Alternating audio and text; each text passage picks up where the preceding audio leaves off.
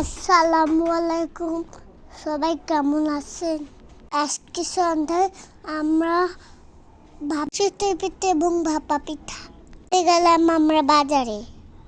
চিতই পিঠাগুলো দেখতে কত সুন্দর, খেতেও অনেক সুস্বাদু।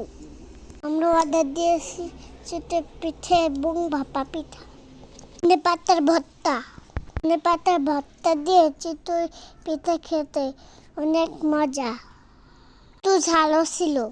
আমরা আপু আমি আব্বু মজা করে খাচ্ছিলাম। ইয়াম্মি। আমরা ভাপা পিঠা খাওয়া শুরু করলাম।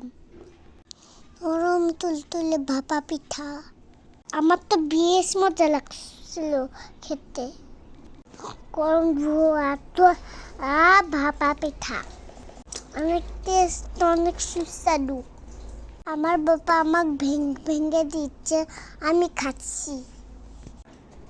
আপনারা যদি খেতে চান বনপাড়া বা সাইড চলে আসুন।